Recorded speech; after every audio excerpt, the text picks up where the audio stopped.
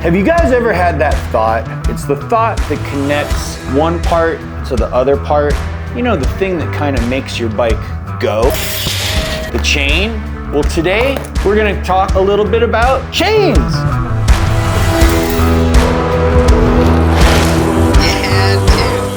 Everybody always wants to know what the difference is between a full link chain, a half link chain, why they should have a full link chain on their bike, why they should have a half link chain on their bike.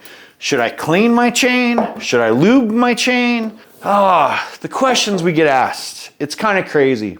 We're gonna start off kind of basic. Everybody knows a full link chain. Here's a good full link chain. This is a nice KMC hollow pin, good basic BMX racing chain. This is what everybody's used to. It's a half by 3/32, drops on your chain ring really nice. You've got the nice hollow plates, you've got the nice hollow pins, super simple. So with it being a half by 3/32, every single pitch on this chain is a 1/2 inch, and it's a 1/2 inch from link to link. That's what the 1/2 inch designates. It's also 3/32 wide. That's typical for a BMX race chain. If you've got a freestyle bike, you might have an 1/8 inch. If you've got a mountain bike, you might be 9/64 or 7/16, or they've got all kinds of different sizes for all the different drivetrains. But for BMX racing, typically it's gonna be a half by 3/32. From that, everybody wants to know what a half link is.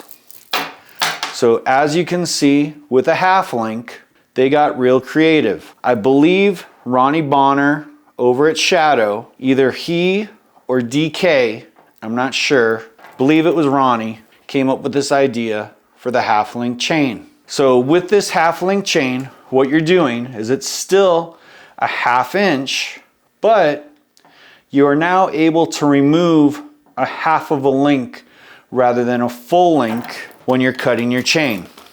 So with these, on a full link, when you're cutting your chain, you always had to remove the 2 outer plates and an inner plate. So you're actually removing basically a 1.5 links on a full link chain. On a half link chain, since those links bend and they interlock, you're able to remove less chain. So by doing this, you're able to fine tune the way that you're able to make your rear wheel adjustment. So you're able to really set it up. This became a very important thing for a lot of the freestylers. Everybody really wanted to slam that back end on their bike. They didn't want to run a chain tensioner. They wanted that back end really tight. This was how they were able to do it with a half link. A full link was just causing too much of an adjustment problem. Because since you're removing that full length of a length, full link length, you're having a longer wheelbase change every time you change that linkage.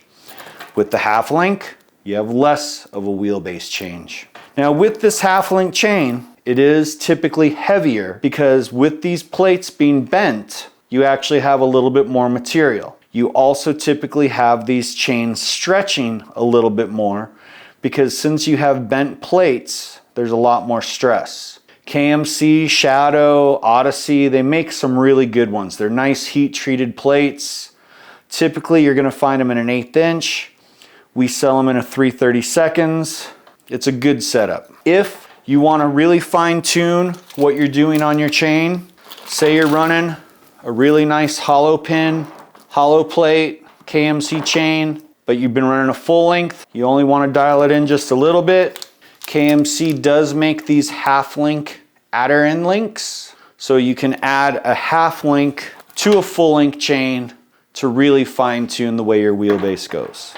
In your toolbox, you're always going to want to make sure you have a good chain breaker. Most of these chains nowadays, Shimano, KMC, they came up with these quick links. The quick links are great. It's a super easy way for you to connect your chain. Once you remove the 2 plates, you have these 2 halves that go together to connect it. You just drop them in, and then once you torque it, boom, it applies it, link goes back together. So you need the chain tool to remove the pins, but to put the chain back together, these quick links make it super easy to put your chain back together. Most of these chains also If you do need to replace the pin, come with a special pin. These chains nowadays, they require that you have a special pin so that once you push the pin out, do not reuse the pin. Make sure you use the new pin. In the old days, on the old Seda Sports, the old Azuma chains, you could use the pin all day long. It didn't matter. You could push it in, push it out. That chain would be lasting a long time with that same pin. These new modern chains, they do require that you replace that pin. As you noticed, we have these heavier duty solid pin, solid plate chains. They are a little bit heavier. They last a little bit longer. These are for the ultimate performance. And then of course the half links. Half links are also available in hollow plates and hollow pins as well. To keep your chain running right, make sure you always clean it. Once you spray it down, take a rag, wipe it down. Make sure you keep your fingers, your hands away from a spinning chain ring. You don't want to get your fingers caught in that. It acts like a saw blade. It'll cut your finger right off. Also, after you clean it, make sure you use a good lubricant. There's good lubricants for dry conditions, wet conditions. Having a good chain that is constantly lubricated so the links are working properly are the key to having your drivetrain helping you move forward in a more efficient situation. You've spent a lot of time training, you've spent a lot of time doing your sprints, your gate starts, you've been spending time out at the track, out at the trails. You've been putting the time and effort into making sure that you are riding right. Make sure you put a little bit of time and effort into making sure that your bike's riding right. You should really clean your chain every time you go to a super dusty, super dirty, super muddy track. You want to just give it a good wipe down, give it a little good lube. You want to make sure that you're keeping an eye on it. You'll hear the announcers at the track sometimes going, check your chain, check your chain. And the problem with that is that if you don't keep an eye on your chain, it's not going to give you a warning. It's just like a drunk in an Irish bar. He's just gonna, boom, headbutt you, and the chain's just gonna snap and fly away. So make sure you always keep an eye on it. Make sure that you look for that warning, because just like that drunk at the Irish bar, you're gonna be able to see it's gonna give you that warning. You're gonna see him starting to get up. You're gonna see him starting to come in towards you. Make sure that you see when it's coming towards you, you run to the door or you change that chain before you get headbutted. So people always ask weight difference on the chains, and that's part of where there's the half link chains, the full link chains, the hollow pin chains, hollow plate chains. There's a huge weight difference. The half link chains, for the most part, as we outlined earlier, typically do weigh a little bit more. There are some good hollow plate, hollow pin, half link chains that are on the market. So you can get some of those that will save a little bit of weight. One thing that you want to be careful of, don't be a weight weenie when you're looking for your chain. Make sure that you're getting a chain that's the proper strength for what you need. Because I've seen plenty of people go, oh, I need this ultra super lightweight, super trick chain. They put it on, first gate, boom, face first right onto the concrete. And trust me, last thing you want to do is be face first onto the concrete. So make sure you get a proper chain that's going to be strong enough for the torque and for what you're putting out. So if you race every single week and you're going to the nationals, you're putting a lot of time on your bike, typically a good chain is going to last you about 6 months. Make sure that you know that, hey, if I put my chain on in January, about July, it's going to be time to replace it. And it's always going to be something that you're going to do before you have a major race. If you're not sure when's the last time you replaced that chain, it's probably time to replace it. Chain tension is something that we always get asked about a lot as well. So there's a varying degree of how people like their chain tension. Some people like it really, really tight to where you can barely put any pressure on it. Some people like it where there's a lot of slack. With the Vision idlers, with the spring-loaded idler, we've got it set to where you can have adjustable tension.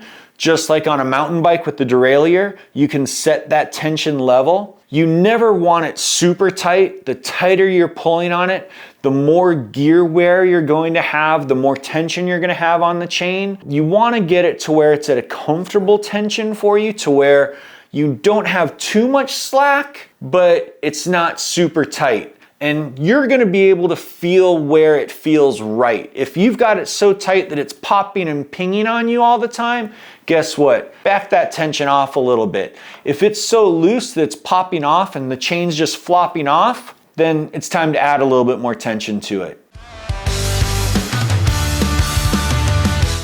Our chain's directional. Is there a top and a bottom to the chain?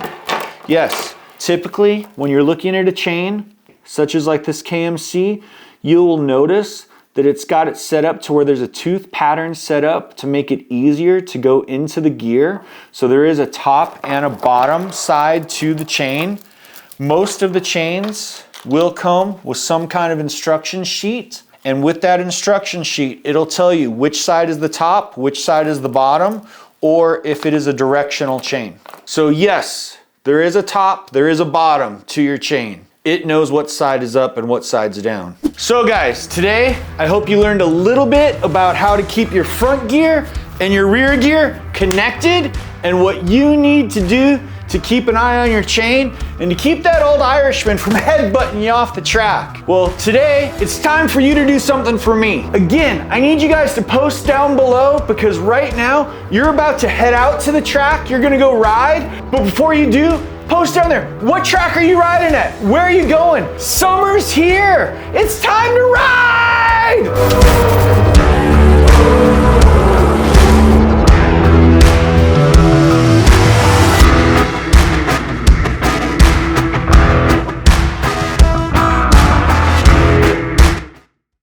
The only song that I know that has chains involved in it. Oh, Unchained. But then we'd probably get a copyright strike for Van Halen.